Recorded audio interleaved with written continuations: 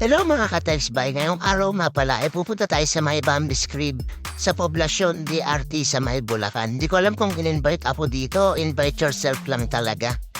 Nakita niyo ba yung arko na Angat? Kasi ako nakikita ko after so many traveling of hours, nakarating din ako sa kanila.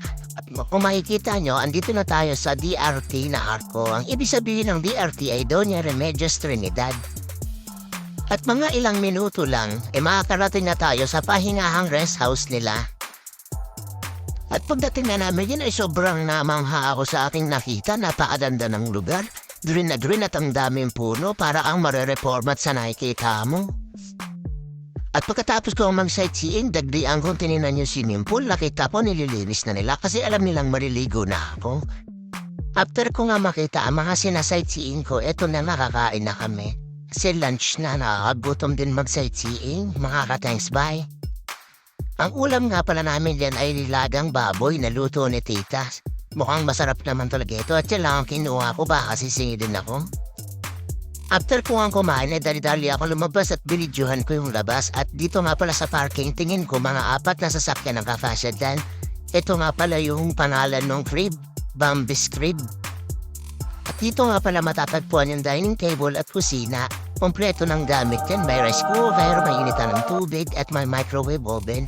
At banda naman dito, andito yung CR. Napakalinis ng CR dito. At pagbaba naman ang hagdan dyan natin makikita yung shower. Dalawa ang shower nila dyan, isang hot saka isang cold.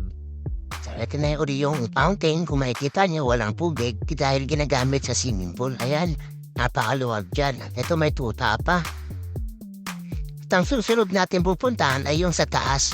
Sabi kasi nila maluwag daw dyan sa taas. Pwede pang maglagay ng billiard table. So ito, balak pa namin lagyan ng bilyaran to. No.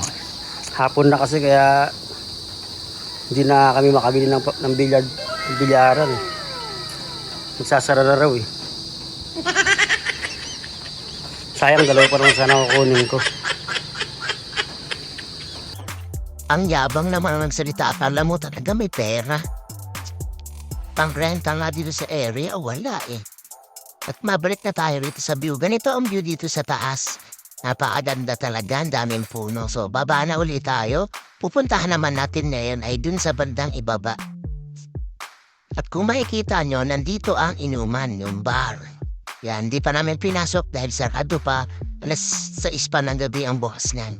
Ito ang view sa baba. Yan, hindi pa siya masyadong tapos. At kung makikita niyo yung tangke sa kanan, yan na nagpo-provide ng tubig sa swimming pool. Deep well nga pala ang gamit nila dyan, pero nilalagyan nila ng gamot. Di ko alam kung anong gamot yun. Ang alam ko na kasi na gamot ay biogesic. So, eto na ang grotto dito sa ibaba. Ganito kalapit ang view pag nandito ka. Napapagod na nga ako magsalita, so papasukin muna natin yung live band.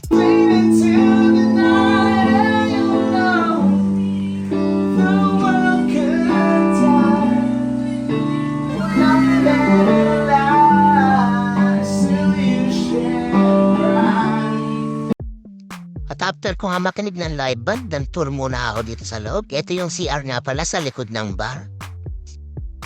At ito naman ang guest room. Up and down yan, may aircon. Pwede na mag-electric fan kung gusto mong makatipid. May blinds pa. At ito naman ang master bedroom. Meron din siyang aircon at electric fan at lagayan ng damit. At meron ding towel. Hindi pa nga nakakabit yung TV dyan. Siguro bukas na kasi gabi na niya, araw na yan eh. At may mosquito filler din nga pala dyan. Ang next natin is yung sala. Napakaganda niya itong sala. Ako pwede na akong matulog dyan kung ganyan kaganda yung sala. Aircon din yan at pwede ka rin mag-electric fan. Dito meron ng TV Plus at Netflix. May wifi na nga rin pala dyan sa area na yan. At ito naman ang view pagdabi na sa labas. Nakita niyo ba yung swimming pool? Nagpapalit-palit ng ilaw yan, indication na malapit na ang Christmas. At naligo na nga pala ako yan habang natutulog yung bantay. Para hindi ako singilin kasi wala akong pambayad nung time na yan. Diyan na rin pala ako natulog kasi nag-overnight ako niyan eh. Ito at umaga na, kakain na kami ng almusal niyan. At after kong kumain, aalis na rin ako niyan. Shoutout nga pala kay tita at tita na nanay at tatay ni Clyde. Thanks, bye!